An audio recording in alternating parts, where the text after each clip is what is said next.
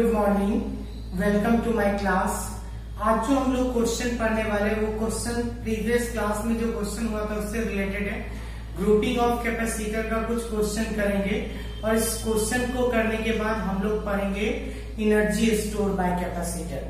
तो सबसे पहले आते हैं, पहला क्वेश्चन क्या है देखिए, calculate the equivalent capacity in the given figure between point M और एन।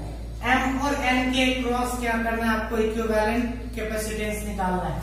तो कैसे निकालेंगे देखिए ध्यान से। एक पॉइंट और आप जानते हैं, when two point are connected by connecting wire then its potential will be same. तो यहाँ पे देखिए इस पॉइंट का नेमिंग कर लेंगे ए। तो अगर ये पॉइंट का नेमिंग ए करेंगे तो ये पॉइंट भी ए ही होगा, क्योंकि इन दोनों का पोटेंशियल सेम है, यहाँ पे कोई कैपेसिटर कनेक्ट नहीं है।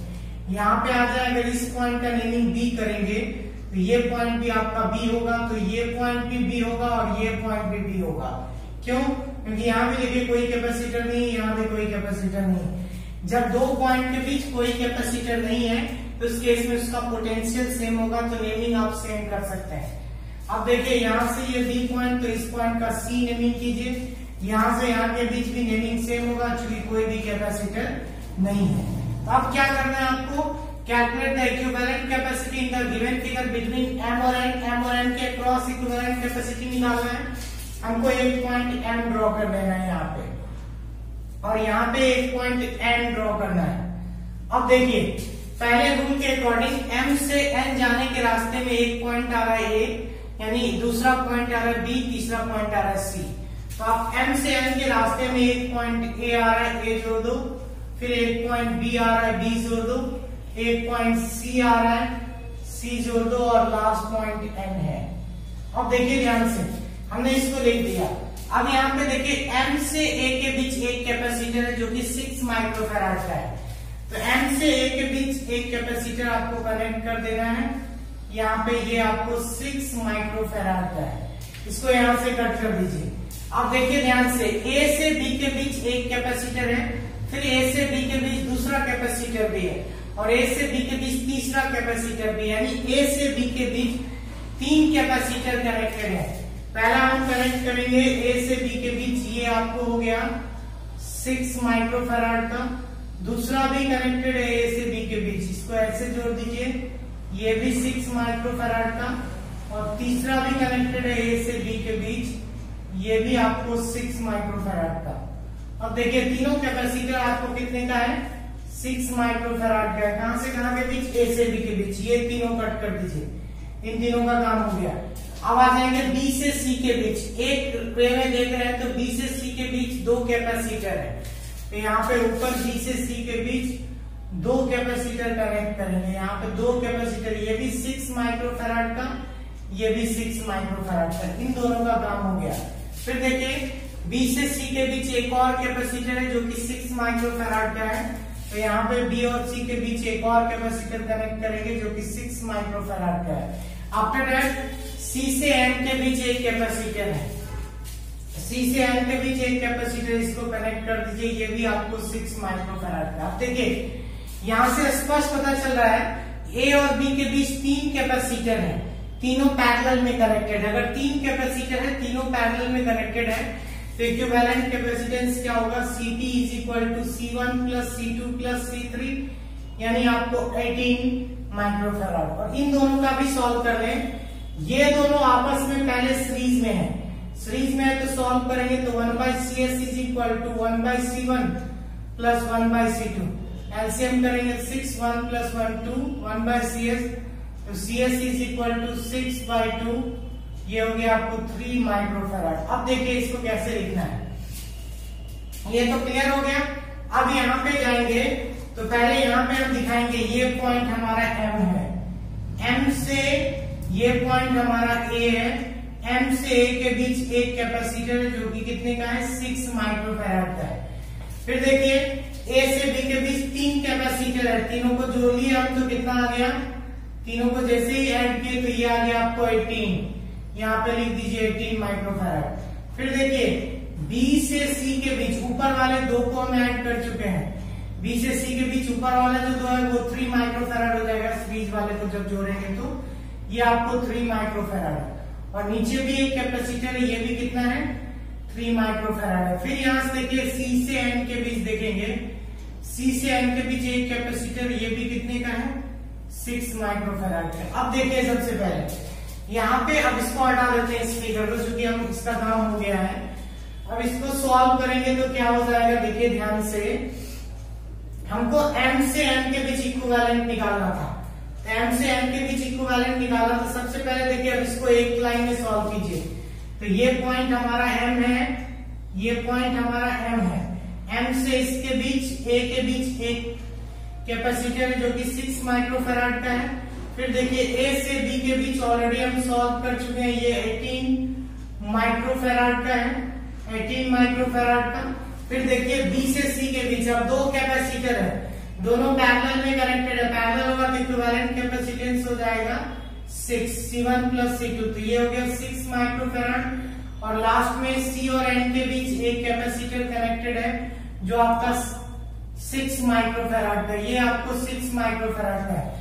अब जो इक्विवेलेंट कैपेसिटेंस निकालेंगे, आप जानते हैं फॉर्मूला, ये चारों सीरीज में है, 1/CS is equal to 1/C1 यानी 6 plus 1/C2 plus 1/C3 plus 1/C4। ध्यान से देखिए एक बार फिर से, ये नीचे वाला 6 था, यहाँ पे ध्यान से देखेंगे ये नीचे वाला 6 था, तो 6 प्लस 3 पैरेलल में है तो 9 होगा। तो ये हो गया 1/6 प्लस 1/18 प्लस 1/9 प्लस 1/6। तो जब इसको आप सॉल्व करेंगे तो फाइनली कितना हो जाएगा, ये फाइनली हो जाएगा एलसीएम 18, 6 3 जा 1 2 और 3। फाइनली सॉल्व कीजिए तो CS इज इक्वल टू, ध्यान से देखेंगे एक बार फिर से, 3 2 3 1 2, तो ये हो गया आपको finally CS is equal to कितना 18/9, तो कितना आ गया 2 माइक्रोफैराड। तो इसके बीच जो इक्विवेलेंट कैपेसिटेंस होगा m और n के बीच, वो आपको 2 माइक्रोफैराड होगा। यहाँ देखिए फिर से इसको बता दें, ये तो आप कैसे किए थे ये पता है, बस यहाँ देखिए m से a के बीच एक कैपेसिटर, इन तीनों, ये तीनों पैरेलल में, पहला इसका इक्विवेलेंट निकाल लिया 18, यहाँ पे 18 लिख दिए। फिर देखिए ये नीचे वाला 6 है, 6 लिख दिए, और इन दोनों को जब सीरीज में सॉल्व करेंगे तो 3 आ जाएगा वैल्यू, यहाँ पे प्लेस कर दिए, और ये 6, तो 3 और ये 6 9 हो गया। तो यहाँ पे 6 18 9 और 6 चारों किसमें है, सीरीज में है। जब आप सॉल्व करेंगे तो फाइनली कितना आएगा आंसर 2 माइक्रोफैराड। इस क्वेश्चन देखिए क्या है, क्या बोल रहा है, in the given figure calculate the capacity between the point A and C. A और सी के क्रॉस क्या निकालना है आपको, कैपेसिटी निकालना है। तो इस तरह के फिगर को सॉल्व करने के लिए जब 5 कैपेसिटर किसी भी कंस्ट्रक्शन में पार्टिसिपेट करें तो उस केस में एक कॉन्सेप्ट आता है व्हीटस्टोन ब्रिज। आपको व्हीटस्टोन ब्रिज का यहाँ कॉन्सेप्ट चेक करना है। मान लिया जाए, हम पहले से मान लेंगे इस कैपेसिटर का वैल्यू है C1, इसका वैल्यू है C2, इसका वैल्यू है C3, इसका वैल्यू है C4। तो सबसे पहले आपको रेशियो चेक करना है। किसका रेशियो चेक करेंगे, C1/C2 is equal to C3/C4।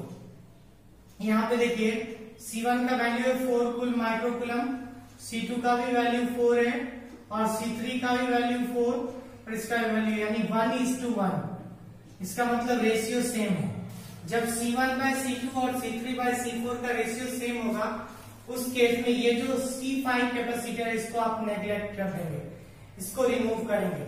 जैसे ही रिमूव करेंगे तब आपका फिगर क्या हो जाएगा, आपका फिगर ऐसा होगा, ये C5 रिमूव हो गया क्योंकि रेशियो सेम है और C5 जैसे ही रिमूव होगा, अब देखिए ध्यान से, ये दोनों कैपेसिटर सीरीज में जुड़ा हुआ है और नीचे भी ये दोनों कैपेसिटर भी किसमें जुड़ा हुआ है, सीरीज में।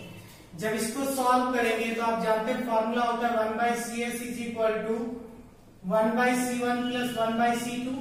सॉल्व कीजिए, एलसीएम हो जाएगा 4, 1 प्लस 1 प्लस 1/CS, तो CS इज इक्वल टू कितना हो जाएगा 4/2 यानी 2 माइक्रोफैराड।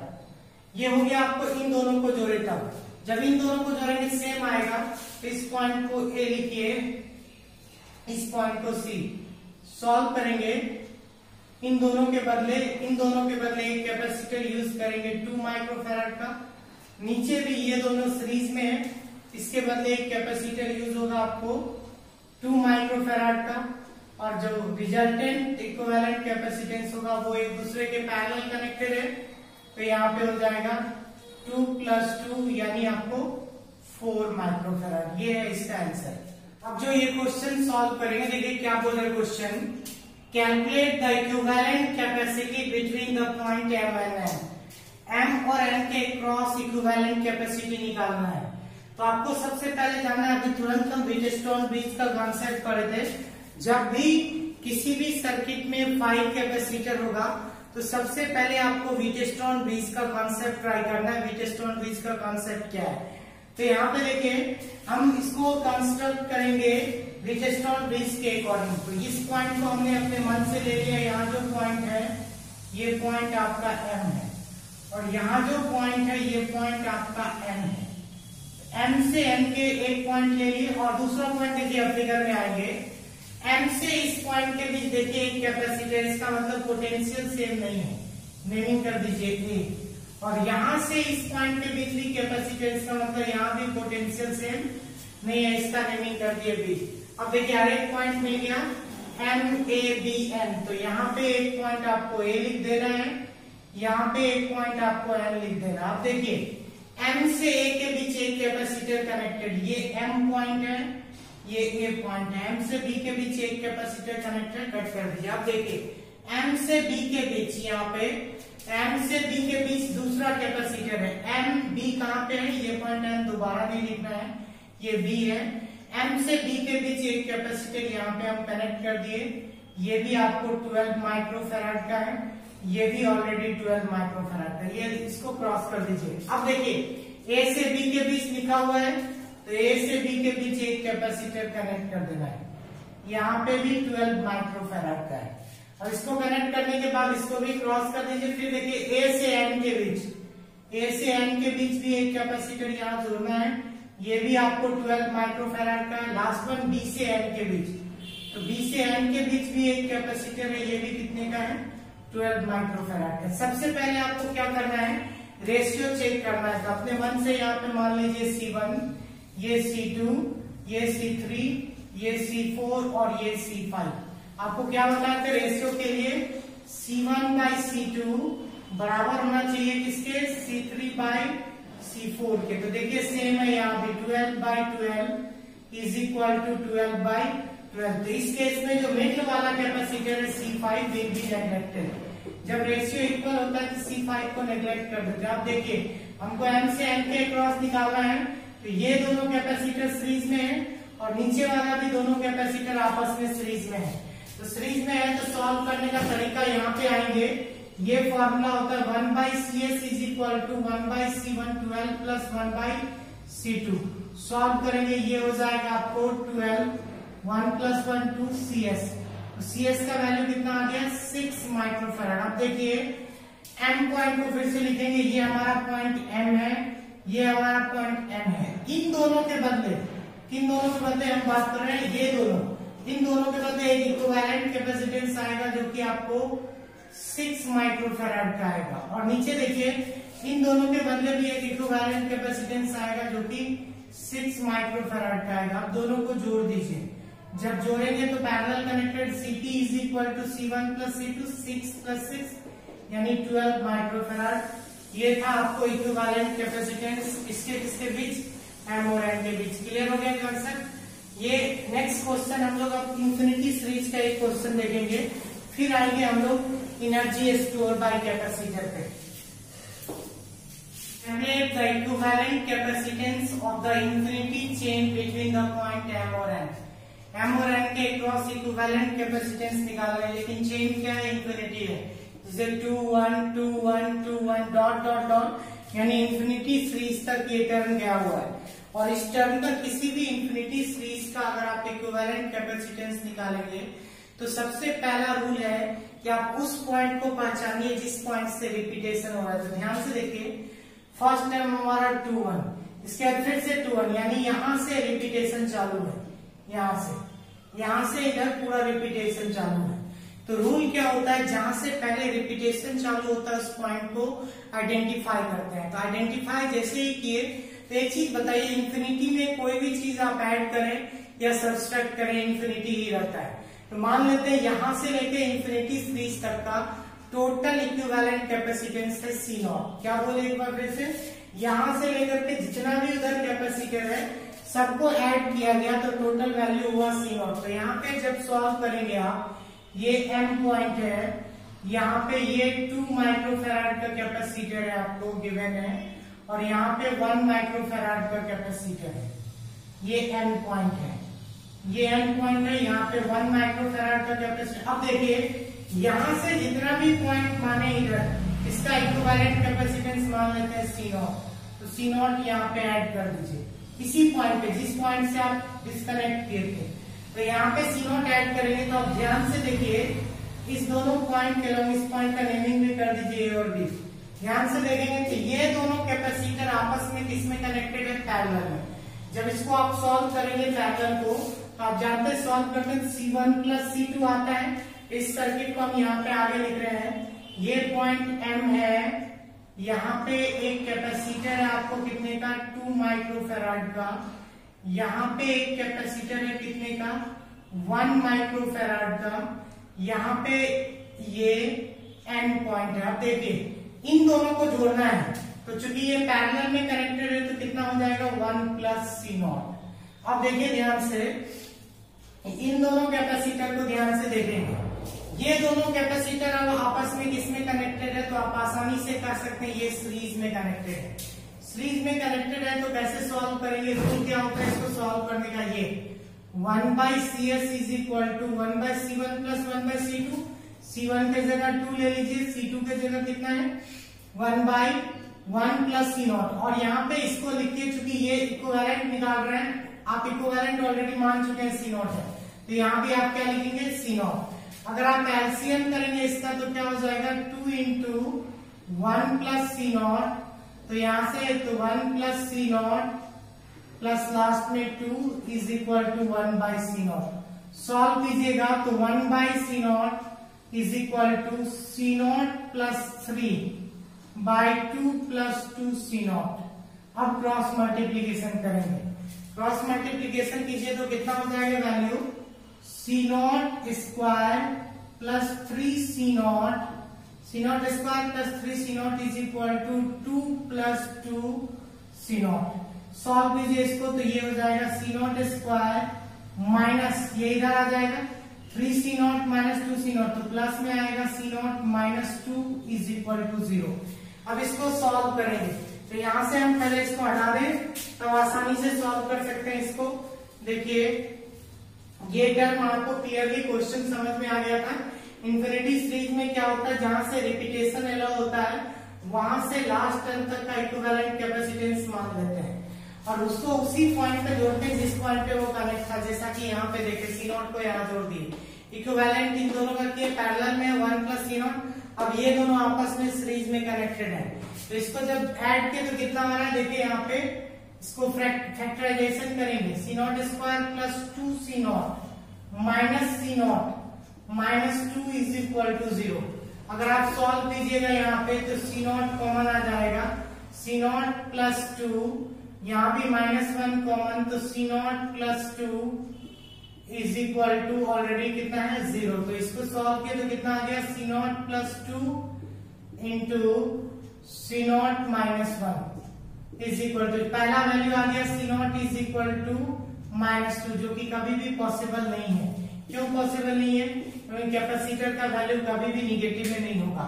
दूसरा देखिए C not is equal to 1, ये पॉसिबल है और ये आपका होगा exact answer, C not is equal to 1 microfarad. तो लोग पॉइंट करेंगे, वो पॉइंट क्या होगा आपको, energy store by capacitor. Energy store by capacitor. अब ध्यान से सुनिए, एनर्जी स्टोर बाय कैपेसिटर पढ़ने से पहले आपको एक चीज जानना जरूरी है।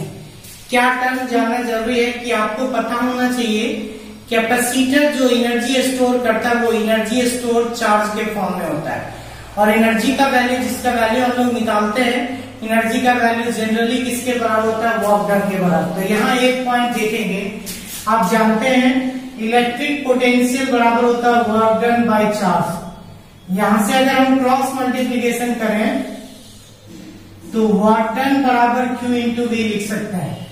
ध्यान से देखिए, हम किसकी बात कर रहे हैं, एनर्जी स्टोर बाय कैपेसिटर निकाल रहे हैं। और हमने आपको पहले ही बताया एनर्जी स्टोर बाय कैपेसिटर किस पे डिपेंड करेगा, चार्ज के स्टोरेज पे। और चार्ज का और एनर्जी किसके बराबर होगा, वर्क डन के बराबर। जब आप चार्ज स्टोर करेंगे तो ऑब्वियसली क्लियर है कि पोटेंशियल इंक्रीज करेगा, और पोटेंशियल इंक्रीज करेगा तो आपका वर्क डन भी क्या होगा, इंक्रीज करेगा। तो यहाँ पे देखिए, अगर हम लिखते हैं V is equal to W by Q, तो W is equal to Q into V। अब यहाँ से एक चीज सोचना है, अगर हमारा वर्क डन चेंज हो रहा है, स्मॉल चेंज का मतलब पोटेंशियल में चेंजिंग हो रहा है, V क्या कर रहा है, चेंज कर रहा है। तो वर्क डन जैसे ही चेंज होगा, पोटेंशियल चेंज होगा, Q इंटू dV। अब आपको पता है हमको Q इज इक्वल टू, यहां से हमको क्या निकालना, देखिए dW इज इक्वल टू, अब यहाँ पे Q का वैल्यू पुट करेंगे। Q इज इक्वल टू क्या फॉर्मूला आप पढ़ चुके हैं, Q इज इक्वल टू होता है CV। तो यहां से पुट कर दीजिए CV इंटू dV। अब देखिए ये दोनों सेम फंक्शन है, सेम फंक्शन है, तो इंटीग्रेशन जब करेंगे तो सेम फंक्शन का होगा। यहाँ पे बात करेंगे integrating both side, integrating both side. Both side अगर आप इंटीग्रेशन करते हैं तो इस केस में क्या हो जाएगा, integration of dW is equal to C integration of VdV। अब ध्यान से देखिए, तो ये तो आपको C का C ही रहेगा, VdV का इंटीग्रेशन V पे पावर 1 प्लस 1 यानी V स्क्वायर बाय 2, और ये वर्क डन का W। और आप जानते हैं ये चीज अमाउंट ऑफ वर्क डन ही किसके बराबर होता है, amount of work done numerically equal to energy. Amount of work done, amount of work done is equal to work done is equal to किसके बराबर, energy. Amount of work done किसके बराबर, energy के बराबर। इसको सॉल्व करेंगे तो क्या लिखेंगे, U is equal to half C V square. ये हो गया एनर्जी स्टोर बाय कैपेसिटर के लिए डेरिवेशन। एक और डेरिवेशन है इसी का, उसको भी हम करेंगे अभी। ये तो आपको आसानी से समझ में आ गया होगा। अब देखिए नेक्स्ट डेरिवेशन क्या है, एनर्जी स्टोर बाय कैपेसिटर का सेकेंड मेथड कैसे ड्राइव करें। हटा दें इसको। अब देखिए ध्यान से, चूंकि आपको ये भी आप जान रहे हैं, अभी जो आपके सिलेबस में जो भी पढ़ना है वो सिलेबस में आपको पैरेलल प्लेट कैपेसिटर पढ़ना है। तो अभी हम जो डेरिवेशन करेंगे वो पैरेलल प्लेट कैपेसिटर के थ्रू डेरिवेशन करेंगे, एनर्जी स्टोर बाय कैपेसिटर का। तो कैसे डेरिवेशन करेंगे, देखिए किसी भी पैरेलल प्लेट कैपेसिटर की बात करें तो आप जानते हैं कोई भी यहाँ पे पैरेलल प्लेट कैपेसिटर है तो it consist of two conducting plate, और एक पे अगर पॉजिटिव चार्ज होगा तो दूसरे पे क्या होगा, निगेटिव चार्ज। अब यहाँ पे ध्यान से देखिए, सबसे पहले हम बात करते हैं इलेक्ट्रिक फील्ड किसका, पॉजिटिव चार्ज के कारण इलेक्ट्रिक फील्ड क्या होगा। इलेक्ट्रिक फील्ड किसी भी कंडक्टिंग प्लेट का आप जानते हैं E इज इक्वल टू क्या होता है, फॉर्मूला सिग्मा बाय 2 हम ऐसा क्यों निकाल रहे हैं, क्योंकि हमको एनर्जी स्टोर निकालना है इस पैरेलल प्लेट कैपेसिटर का। तो मान लिए एक, इसको थोड़ा सा और बड़ा कर दीजिए फिगर को यहाँ से, कि ये एक पैरेलल प्लेट कैपेसिटर है, इसमें क्या कर रहा है, इसका सेपरेशन क्या है, दोनों प्लेट के बीच का D है स्टार्टिंग केस में। आफ्टर स्मॉल डिस्प्लेसमेंट ये जो प्लेट है यहाँ पे आ गया, यहाँ पे आ गया। इस केस में इसके बीच का सेपरेशन कितना बचा, इसको और थोड़ा सा अच्छे से हम क्या बोले कि ये A और B जो है दो प्लेट है। After some time interval B कहाँ पे पहुंच गया, B इस पोजीशन पे पहुंच गया। पहले दोनों के बीच का सेपरेशन कितना था, पहले सेपरेशन D था, लेकिन जब ये यहाँ आ गया तो इसके बीच का सेपरेशन कितना हो गया, X। इस केस में स्मॉल डिस्प्लेसमेंट कितना है, dx है। तो यहाँ पे आप देखिए वर्क डन कौन लगा है, फोर्स एक्सर्ट कर रहा है, कौन, पॉजिटिव चार्ज एक्सर्ट कर रहा है किस पे, निगेटिव प्लेट पे, उसके कारण वर्क हो रहा है कि वो मूव कर रहा है टुवर्ड्स कहाँ पे, पॉजिटिव चार्ज। अब एक चीज ध्यान रखेंगे, तो फोर्स के पहले आपको एक पॉइंट जानना होगा, इलेक्ट्रिक फील्ड। यहाँ जो फोर्स लगता है चार्ज पे वो इलेक्ट्रिक फील्ड के कारण। तो पहले इलेक्ट्रिक फील्ड किसी भी पॉजिटिव चार्ज प्लेट का क्या होगा, इलेक्ट्रिक फील्ड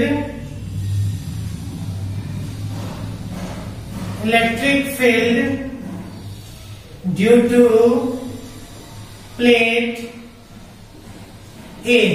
प्लेट ए का इलेक्ट्रिक फील्ड ए के कारण कितना हो जाएगा, E इज इक्वल टू, ये फॉर्मूला होता है सिग्मा बाई 2 आप पढ़ चुके हैं एप्लीकेशन ऑफ गॉस लॉ में। और आपको ये भी पता होना चाहिए, यहाँ से सिग्मा इसका वैल्यू होता है amount of charge per unit area, जो सरफेस चार्ज डिस्ट्रीब्यूशन। तो E is equal to Q by 2 epsilon not A। अब देखिए ये तो E का वैल्यू हो गया। जब इलेक्ट्रिक फील्ड एक्सर्ट हो गया तब देखिए फोर्स एक्सर्ट करेगा। ये फोर्स का डायरेक्शन आप जानते हैं कैसे हम लोग दिखाते हैं, अगर किसी पॉइंट पे ले लें तो ये पॉजिटिव चार्ज के कारण इस प्लेट के कारण आउटवर्ड और नेगेटिव चार्ज के कारण इनवर्ड। तो फोर्स का डायरेक्शन A से B की ओर, यानी इलेक्ट्रिक फील्ड जो A पे एक्सर्ट हो रहा है उसके कारण B पे क्या लगेगा, फोर्स एक्सर्टेड, फोर्स यहाँ पे लिख दें, force exerted on negative charge plate, negative charge plate. तो नेगेटिव चार्ज प्लेट पे कितना फोर्स एक्सर्ट हो रहा है, इसको कैसे एक्सप्लेन करेंगे, ये फॉर्मूला है F is equal to Q E. तो Q इंटू ई का वैल्यू पुट कर दीजिए यहां से, F is equal to Q into E का वैल्यू हमारे पास है Q बाई कितना 2 एप्सिलॉन नॉट A।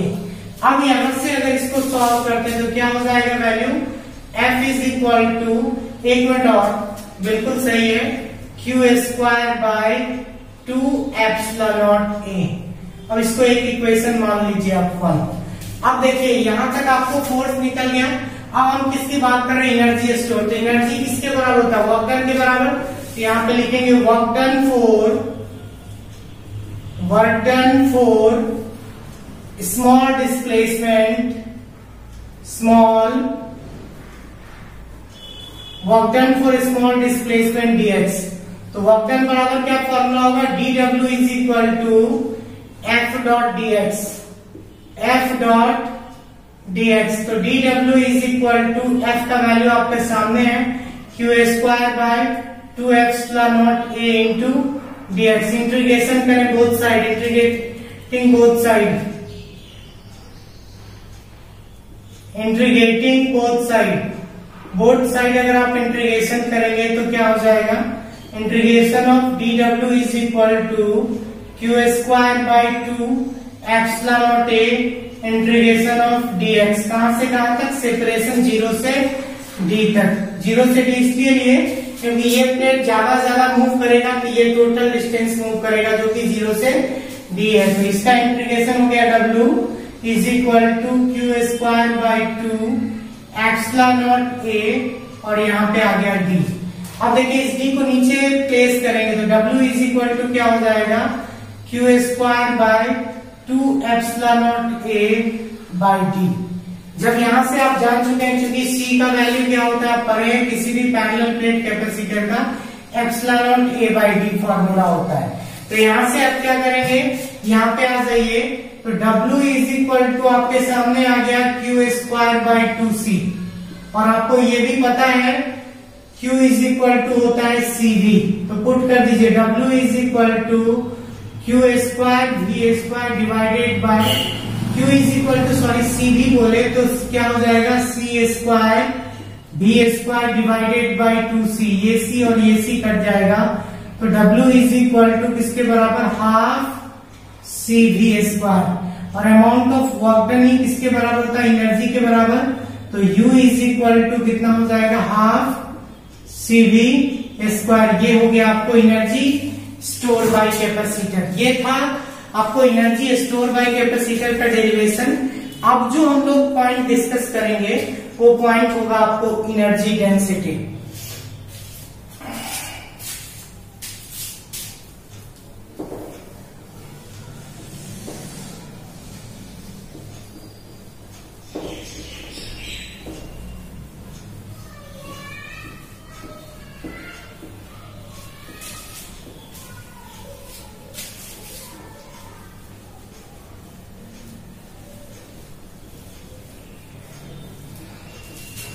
अब जो हम लोग पॉइंट डिस्कस करेंगे वो पॉइंट है आपका energy density. Energy density simple सा कंडीशन, अगर एनर्जी डेंसिटी को आप डिफाइन करते हैं तो आप क्या लिखेंगे, electric field energy per unit volume is defined as energy density. और एनर्जी डेंसिटी भी क्या है, स्केलर क्वांटिटी है, जहां पे एनर्जी को भी यू से डिनोट करते हैं और एनर्जी डेंसिटी को भी यू से ही डिनोट किया जाता है। तो यहाँ पे देखिए एनर्जी डेंसिटी बराबर एनर्जी पर यूनिट वॉल्यूम, हम क्या बोल रहे हैं, energy density is equal to energy यानी इलेक्ट्रिक एनर्जी बाय क्या, वॉल्यूम। अब यहां से समझेंगे, मान लिया जाए एक पैरेलल प्लेट कैपेसिटर लेते हैं, यहाँ पे एक पैरेलल प्लेट कैपेसिटर ले लिया हमने। तो यहाँ पे देखिए जब एक पैरेलल प्लेट कैपेसिटर लेंगे उस केस में इसका प्लेट एरिया ए है और separation between two plate D है। तो सबसे पहला चीज हमको आता है वॉल्यूम ऑफ कैपेसिटर निकालिए। तो वॉल्यूम ऑफ कैपेसिटर कितना होगा, वॉल्यूम ऑफ कैपेसिटर ये हो जाएगा V is equal to, volume की बात बोल रहे हैं, एरिया इंटू, वैसे तो आप जानते हैं L into B into H होता है, क्या होता है V is equal to L into B into H. तो L इंटू बी का काम एरिया करेगा और हाइट का काम यहाँ सेपरेशन करता है। तो यहाँ पे वॉल्यूम ऑफ कैपेसिटर क्या हो गया, V is equal to A into D. अब क्या निकालना, देखिए एनर्जी डेंसिटी निकालना है तो आप U से डिनोट कीजिए, U is equal to energy, electrical energy पढ़े हम अभी तुरंत की हाफ CV स्क्वायर होता है फॉर्मूला बाय कितना, AD, वॉल्यूम है आपका AD। इसको अगर आप सॉल्व करेंगे तो ऐसे भी लिख सकते हैं, हाफ C का वैल्यू कितना होता है, epsilon not A by D. और देखिए ध्यान से, ये जो B है ये पोटेंशियल, एक फॉर्मूला बताया था आपको, क्या फॉर्मूला था, V is equal to E dot R. तो यहाँ पे V is equal to E dot R के जगह D पुट करेंगे। क्यों D पुट करेंगे, क्योंकि ये D separation between two plate है। तो यहाँ पे पुट कर दीजिएगा तो ये हो जाएगा आपको E square into D square by, overall को यहीं पे लिख दीजिए AD को, AD हम यहाँ पे लिख देंगे। तो यहाँ से देखिए A और A रिमूव, D और D रिमूव, D और D यहाँ से ऊपर वाला D रिमूव हो जाएगा। तो क्या बचेगा यहाँ term, energy density is equal to half epsilon not E square. ये पॉइंट था आपको एनर्जी डेंसिटी। अगले क्लास में हम इससे आगे पढ़ेंगे, क्या पढ़ेंगे, to find the expression for energy losses when two capacitor are connected by connecting wire. आज के क्लास